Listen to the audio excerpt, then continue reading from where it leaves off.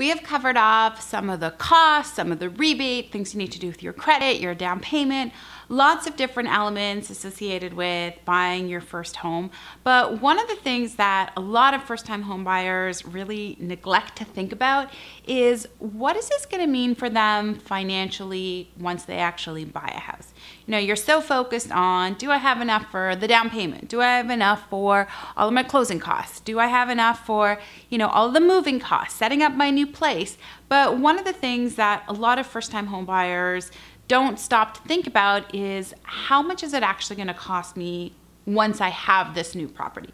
Once I've moved in and the dust has settled and I've been there a good few months and, I'm happy and blissful in my new place, what is my life going to cost me at that point in time?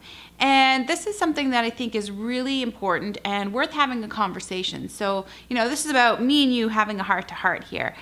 Because when you've got your first property and, you've moved in and everything feels great and wonderful and exciting, this is now a new financial plateau for you that's going to last for some time. Okay, yes, let's be honest. Hopefully within time you get additional promotions and you make more money and you get raises and multiple streams of income and investment property and all this other great stuff. But let's be realistic that that may not happen on your schedule, or it may not happen with enough of a financial benefit or a financial upswing than you may be expecting. So it's important for us to have a little bit of a heart-to-heart about what in fact is going to be different in your life after you have bought your first property.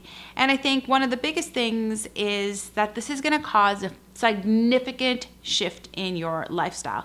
I have heard lots of first-time home buyers, lots of millennials talking about, one of the things they love about their lives is vacations and restaurants and indulgences. But once you've got your mortgage, you have got probably some very significant financial obligations that it could really impact your cash flow and how much you have every single month. And those are no longer negotiable. So like your mortgage, you have to pay every month. Your property tax, no choice. That's something you wouldn't have paid before when you had rent. You're going to have to pay it. You're going to have elements of property insurance. Maybe you have additional car insurance because of where, in fact, your new home is. Those are some pretty significant costs, coupled with needing to have a new emergency fund. And your emergency fund, once you own a property, is probably going to need to be more significant. And we're going to talk about this later on, so don't stress in advance, but I just kind of want you to know what's coming. Is that your emergency fund needs to be more significant for a couple of reasons. One, some of the things that could happen in your life could now have a more expensive impact. So if you've got a property, you've got your home, let's say, for example, a single family home, there's an issue with the roof. Fixing that could be $10,000 that you may not be expecting. Something could happen, a natural disaster or something that requires you to make a redemption on your insurance, but you could have a very high deductible. If your washer and dryer both die on you at the same time, you're going to have clean clothes. So you're going to have to make sure that you've got enough to cover what could be a more expensive emergency. In addition to that, because of the fact that there's a lot less flexibility because you own the house or you own the condo, you own the townhouse, and you have to make all those payments every single month. If you are in a situation where you lose your job, you've got a health challenge, and you're no longer making money for a short period of time, the monthly costs are probably going to be a little bit higher than they were beforehand. You can't just sort of put them on pause and go hang out at mom and dad's for a little while. So needing to have a higher emergency fund is also a big portion of the financial difference that's going to be in your lifestyle.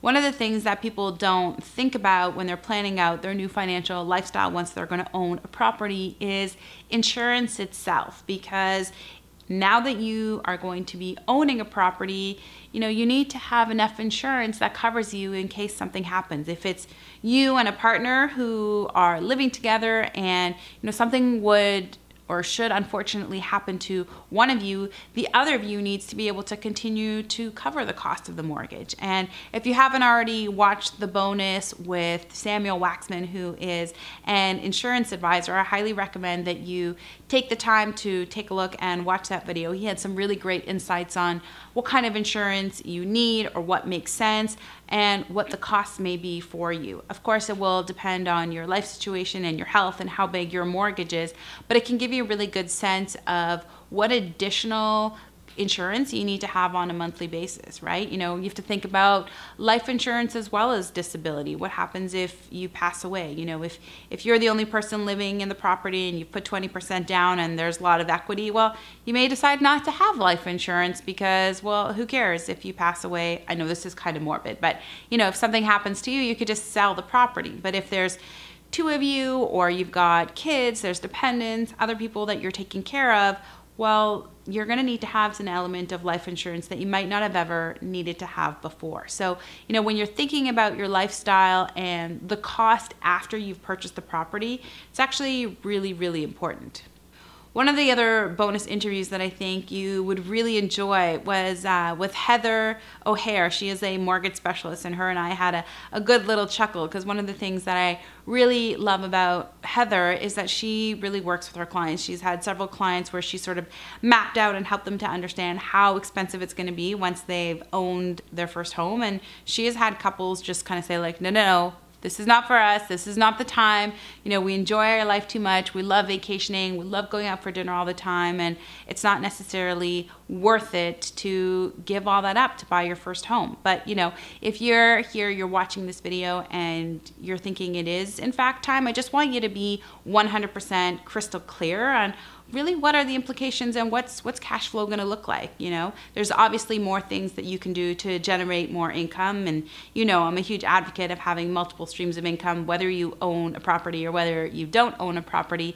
But you know, just being really aware up front on what this is going to mean for you will just mean that you're not caught off guard and you're not surprised at a later stage down the road. When you're prepared and you know what's coming, then you can just enjoy and you can feel great. You know, you may realize up front, like, okay, instead of going out for dinners, you know, we're going to be doing a lot more cooking, and that could be really, really exciting. But you just don't want to be in a position where you weren't expecting a massive lifestyle change, and then at that point in time, once you've bought a home, it actually makes things too difficult for you to be able to actually enjoy your life, and there's no way to back out. So being prepared and knowing up front what to expect will just make sure that you'll enjoy the ride and that the financial changes to your lifestyle won't impact you and won't be surprising.